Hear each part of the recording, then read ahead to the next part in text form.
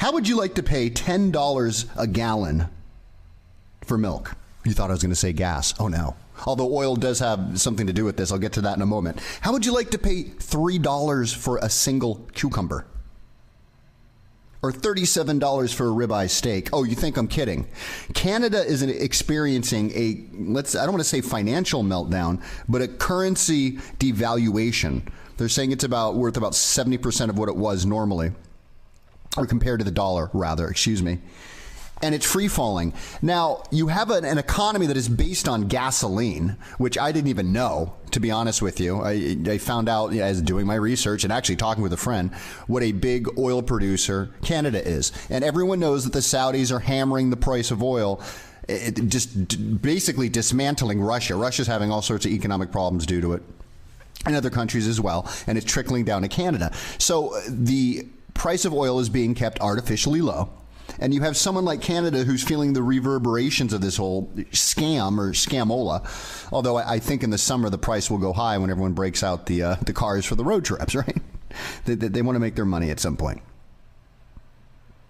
But folks, they're paying $32 for a bottle of Tide detergent, $15 for a box of Frosted Flakes, and $12 for a package of bacon. Look, you think I'm kidding. There's social outrage that's going on right now in Canada. Of course, they're not reporting on this here in the States, where people they're going to the store, rather, and then immediately going online, taking pictures and tweeting them out and putting them on Facebook of the outrageous prices they're seeing. Now, a lot of this is going to be vegetables and fruits and things because they import a lot of that. Here, I'll give you the exact numbers here. I'll post these articles in the show notes if you really want to take a look at this. But Canada imports about 80% of its fresh fruits and vegetables.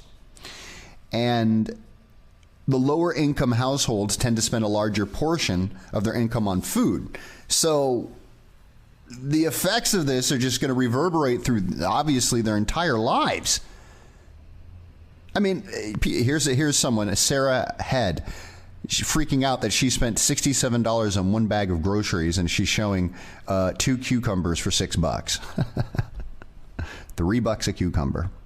I see a head of cauliflower for $7.99, $31.99 for a thing of Tide detergent, $17 for, what is that? It looks like milk. No, I thought we had a different price for milk. Oh, $8.19 for eggs, and a large canister, well, I say large, it's 115 grams, so that's not very large, of pepper, ground black pepper, $18.99. So can you imagine going into the grocery store and getting hit with these prices? If you're on a fixed income, if you're an elderly person, or I mean, you could be a student, someone who is eating top ramen already. The price of top ramen never seems to go up. The point being, they're getting hammered in Canada, folks. And what's going to happen when the same thing comes here? Why aren't they talking about this in the debates? Why don't they say our poor friends over in Canada are getting hammered financially? This is the biggest concern for America right now.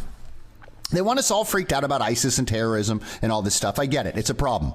But I think we need to really focus on the economy here now before we have a situation like Canada or Zimbabwe. I was talking to a friend about that, or Argentina. But look at what happened with Zimbabwe. Overnight, folks, overnight. It's happening with Greece pretty much right now. See, the IMF comes in and destroys everything, completely destroys it. My friend Carlton was telling me about Trinidad and Tobago and the financial issues they're having. They're tied heavily to the oil as well. And I ended up pulling up an article from 1990 talking about the IMF going in there. And look what's happening now. Sometimes it takes a while. But 2016, they're having the same issues as Canada. It's very similar. But with Zimbabwe, overnight, I forgot about that. Overnight in Zimbabwe, people had to go in with grocery carts. You think I'm kidding? An entire grocery cart full of cash to go buy bread and milk. Can you imagine? Hyperinflation, hyper, super Mach 10 inflation. And that's what Canada's going through right now. And it's only going to get worse, folks. It is only going to get worse. I want you to imagine what would happen here in America if all the EBT cards, the food stamp cards that everybody's tied to, there's, what is it? I forget the stat. I saw it on naturalnews.com the other day.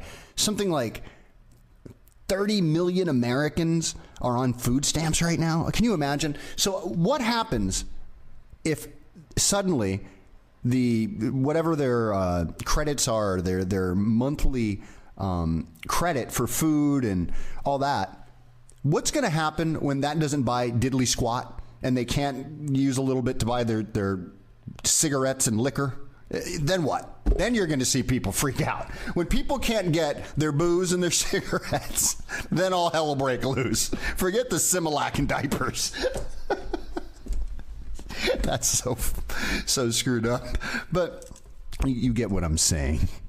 Anywho, I know that sounds morbid, but I mean, people are gonna freak the flip out if all of a sudden they walk into the store and a steak is $37, folks. That's when I go out and I start hunting. I'm not a hunter, but I'm gonna have to go get me some hunting credentials because I will start shooting cows in pastures if I have to. I'm a beef eater, man. I need a good steak every once in a while, and if it's $37 for one ribeye steak, and when I show you the photos, again, I'll post those in the show notes and to my Tumblr page. It's not a big steak. Scary stuff. If it happens here, God help us all. You better have a garden and guns. You better be able to grow your own food and protect them. Because once the hyenas and the jackals in the street get their debit card, EBT cards turned off, their food stamps are cut off, oh boy, Katie, bar the door. You're going to need them guns to keep the wolves from the door, from getting to you, your family, and your food.